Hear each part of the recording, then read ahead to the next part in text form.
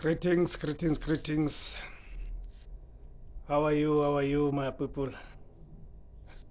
I'm well, thanks, guys. I'm well. I hope you guys are doing well. Hope you guys are really doing well. All right, guys. Remember, we're still dealing with the CCMA rules, the new CCMA rules that were published on the 21st of April 2023, which is this year. So, in the two previous videos, we dealt with part 1 of the rules and part 2 of the rules. So today we're going to be dealing with part 3. But just before we get into them, I want to appreciate, I see the two previous videos have amassed more than 300 views combined. So I just want to appreciate you guys and encourage you guys to continue watching the channel, and please subscribe to the channel. And thank you very much to those who have subscribed to the channel. And the benefit of subscribing to the channel, it is that whenever I upload a new video, then you get notified that there's a new video that is available. So then you are able to view the video. So those are the benefits of subscribing. Please subscribe to the channel. Please share the channel. If you're using Twitter, please share it on Twitter. If you're using Facebook, please share it on Facebook. Or just spread the word to encourage others to view this channel. So at least we are able to spread the knowledge. At least this information and this knowledge gets to reach a much wider audience. At least we know we're empowering more people with what we're trying to do here, guys. So thank you very much to those who've already subscribed. Thank you very much to those who keep coming back to watch.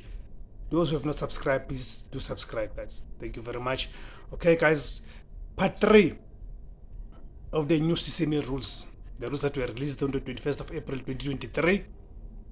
Part 3 is about CON-ARB in terms of section 1915A. When you talk about CON-ARB, it's con-arbitration, right? Remember, in terms of the CCMA processes, there's conciliation. Then if conciliation fails, normally it's arbitration. But CON-ARB takes place immediately after conciliation in a situation where the conciliator was unable to resolve the matter, was unable to get the two parties to reconcile, right? So because normally after the conciliation fails, you must the worker or the employee must apply for arbitration, which happens days and months later.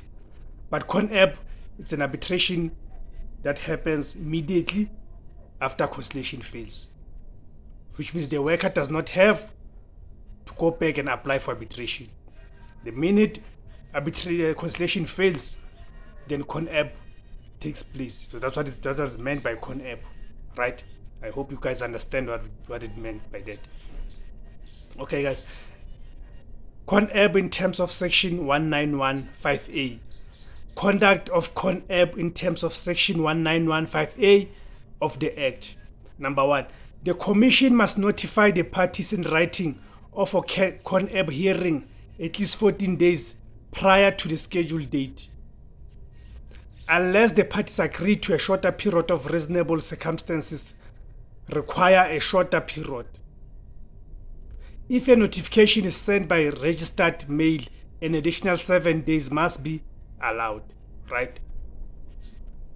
Number 2, a party that intends to object to a dispute being dealt with in terms of section 195A must deliver a written notice to the Commission and the other party at least 7 days prior to the scheduled date in terms of sub-rule 1. Number 3, sub-rule 2 does not apply to a dispute relating to the dismissal of an employee for any reason related to probation or unfair labor practice relating to probation.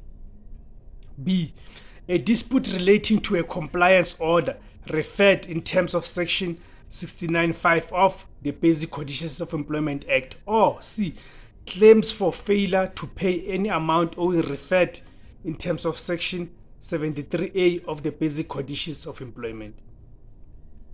Number 4, if a party fails to appear or to be represented at a hearing scheduled in terms of sub-rule 1, of which something that happens quite a lot, does happen quite a lot.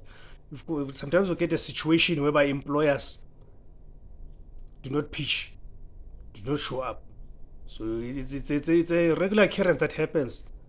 Okay, so this number 4 is dealing specifically with that. It says if a party fails to appear or to be represented at a hearing scheduled in terms of sub rule 1A, the commissioner must conduct the conciliation on the date specified in the notification issued in terms of sub rule 1, irrespective of whether a party has lodged a notice of objection in terms of sub rule 2. B. Where the provisions of sub rule 3 are applicable or no notice of objection has been lodged in terms of sub rule 2, the commissioner must commence with the arbitration immediately after certifying that the dispute remains unresolved. Right. C. Notwithstanding sub rule 4, B, the commissioner having commenced the arbitration retains a discretion as contemplated in section 138 subsection 5 of the Act to adjourn the proceedings to a later date. Right?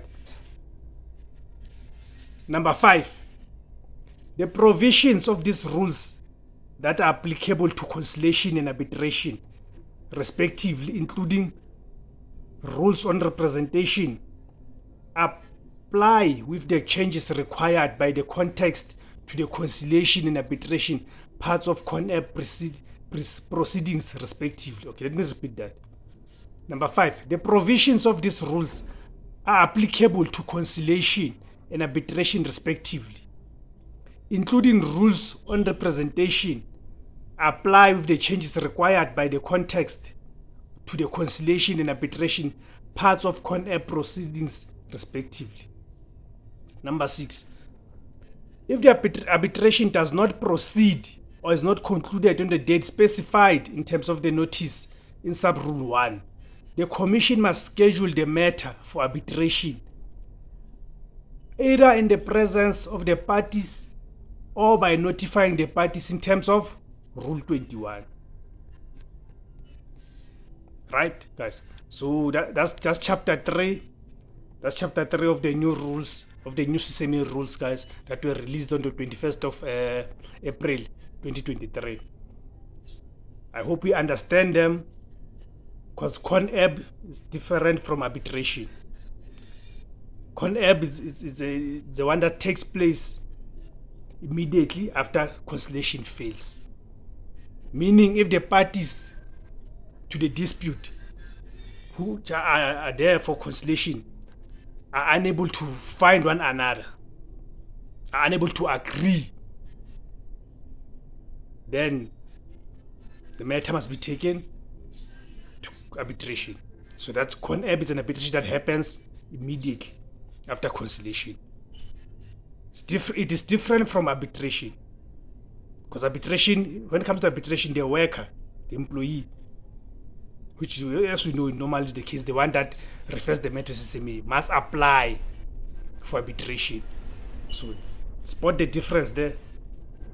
CON-ARB happens immediately after conciliation, but arbitration is the one that happens, can take months, because the worker must apply and get a new date. A new date must be issued where the parties will sit for arbitration. All right. Thank you very much, guys. Thank you very much for viewing this video. Again, I'm pleading with you, please subscribe to the channel. To those who have already subscribed, thank you very much, guys. I really appreciate it. This is in an effort to empower people, because remember, these rights, or rights processes and stuff, if you don't know about those things, then they are meaningless, because you cannot exercise the rights that you don't know. You first have to know them. So this platform is to try and empower as much people, because as I've already said before, it's only about 24 or 25% of the workforce in South Africa that is unionized, that belongs to the unions. And even those who belong to the unions, it's not a certainty that they do know about these rights. So guys, please subscribe to the channel. Please share the message, please share the video. Let's create a platform that gets to much wider audiences. Thank you very much, guys. Let's say it.